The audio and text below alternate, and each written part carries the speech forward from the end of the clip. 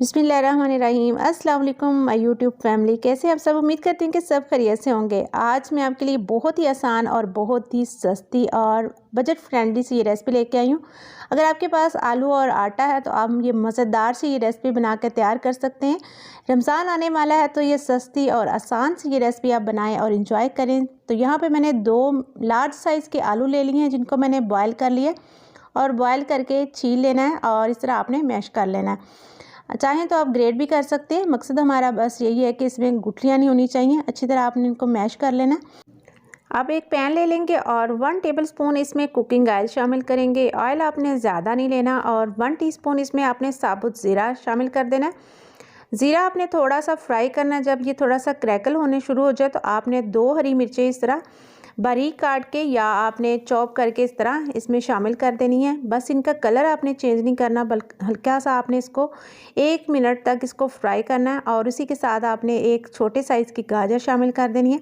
गाजर को भी आपने फाइन चॉप करना है, बारीक सी आपने काट के इस तरह जूलियन कट में डालनी है। मोटी मोटी सी गाजरें आपने डालनी नहीं है, इस तरह की फ़ाइन चॉप की हुई आपने इसमें शामिल करनी है। और शिमला मिर्च भी मैंने उतनी क्वांटिटी में इसमें डाल दी थी, यानी कि हाफ़ प्याली मैंने इसमें शिमला मिर्च और हाफ़ प्याली मैंने इसमें गाजर शामिल की है। और उतनी ही मैंने बंद गोभी लिया और एक मीडियम साइज़ की प्याज भी बारीक काट के इसमें ऐड कर देनी है। शिमला मिर्च और गाजर को आपने पहले थोड़ा सा फ्राई करना है 1-2 मिनट, फिर आपने गाजर में क्योंकि ये ज़्यादा टाइम लेती है पकने में, बाद में आपने इसमें बंद गोभी और प्याज डालने हैं। इसी के साथ थोड़े से मसाले इसमें ऐड करेंगे। मसालों में सिर्फ मैं काली मिर्च 1 टीस्पून और हाफ़ टीस्पून इसमें नमक ऐड करूँगी। बाकी मसाले हम बाद में इसमें यूज़ करेंगे। मसालों का इस्तेमाल इसमें हम बहुत ही कम करने वाले हैं, क्योंकि इससे सब्ज़ी का कलर जो है ना ख़राब हो जाता है। तो अब आपने ये थोड़े से ठंडे कर लेने हैं और इनको आपने जो आलू बॉयल करके रखे ना उनमें शामिल कर देना है। अब इसको हल्का सा मिक्स कर लें ताकि ये जल्दी ठंडा हो जाए मिक्सर।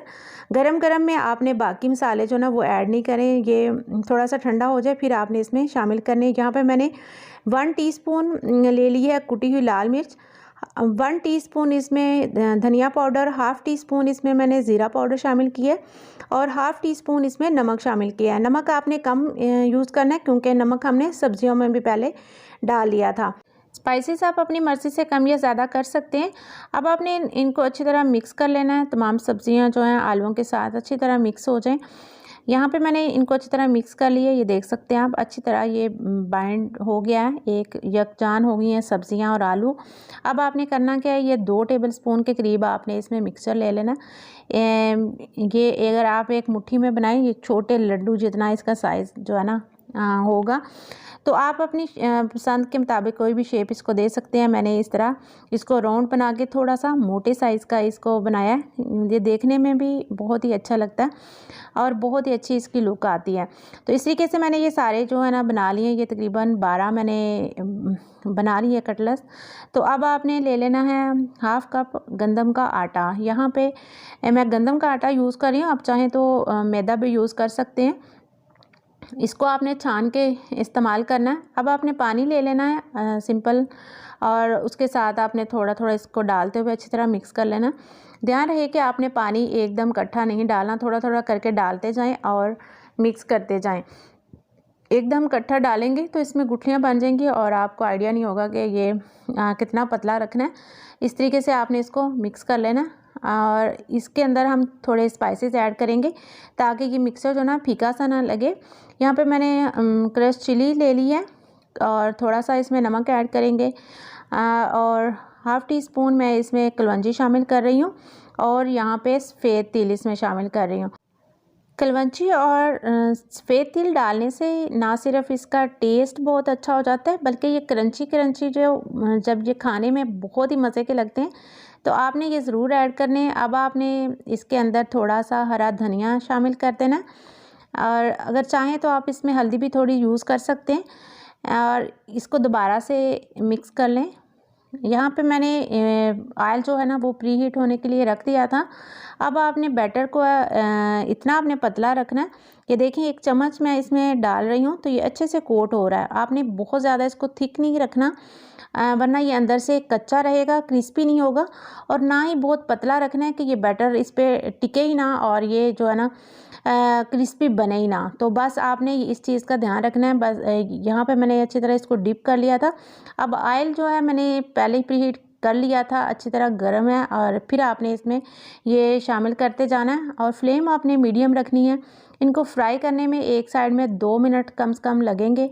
जब ये थोड़ा सा पक जाए नीचे वाली साइड से, फिर आपने इसकी साइड चेंज करनी है। ऐसा ना हो कि इसकी कोटिंग जो है ना वो उतर जाए।